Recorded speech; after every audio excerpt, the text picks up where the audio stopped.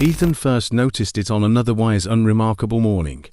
As he boarded the bus for work, the faint but distinct odor of something rotting wafted into his senses. He wrinkled his nose, glancing around to find the source, but saw nothing unusual. He assumed it was something in the air, maybe garbage left behind, and dismissed it, but the smell followed him.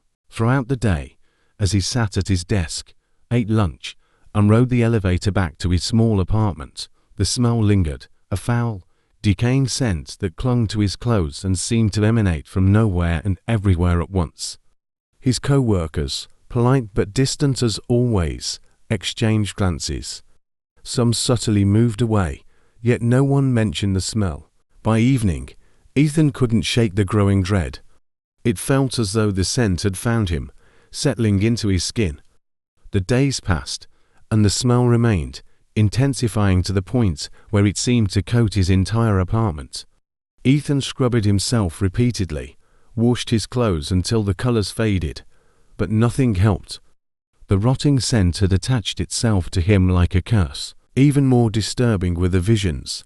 At first, they were fleeting glimpses out of the corner of his eye, a shadow in his bedroom, a figure standing just outside his door in the early hours of dawn. Each time he turned to look, he found nothing there, but his mind clung to the vague image of something decayed, something human yet horrifically altered. Sleep became an impossible luxury as he lay in bed, eyes wide open, waiting for the next phantom image to appear. The people around him began to withdraw entirely. They flinched as he entered a room, casting sidelong glances, their expressions etched with quiet horror. Ethan knew something was wrong, but he couldn't bear to ask them, afraid of their answers. The smell had become a constant presence, more real to him than the muted sounds of city traffic, than the buzz of his co-workers' voices. Ethan's mind turned to desperate measures. He soaked himself in powerful soaps, even bleach, scrubbing until his skin burned.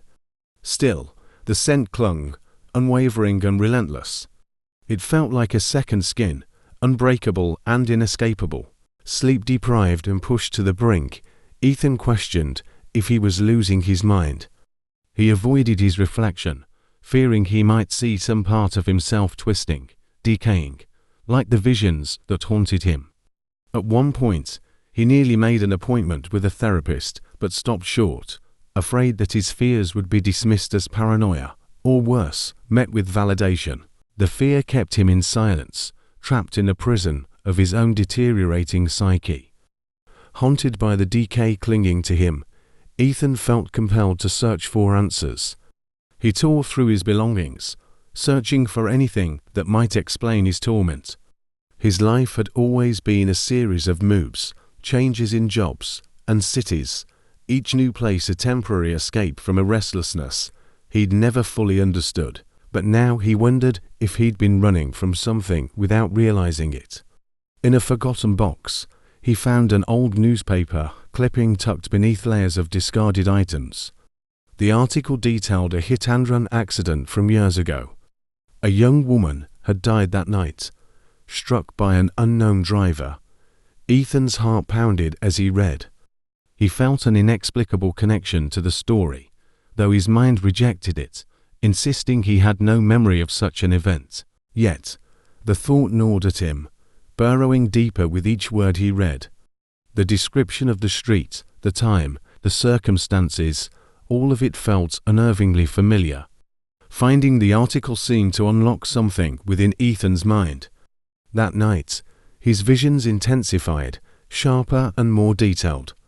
The shadowy figure in his periphery took form, a young woman with lifeless eyes, her skin pallid and streaked with decay, her expression unreadable yet accusing.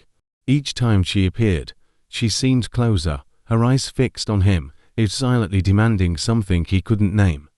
Fragments of memory began surfacing, the sound of tires screeching, his hands clenching the steering wheel, the rush of panic as he sped away into the night. The realization dawned slowly, an unbearable truth clawing its way to the surface of his mind. He could feel the echo of his actions, as though they were playing out again, trapped in a loop that he could neither alter nor escape.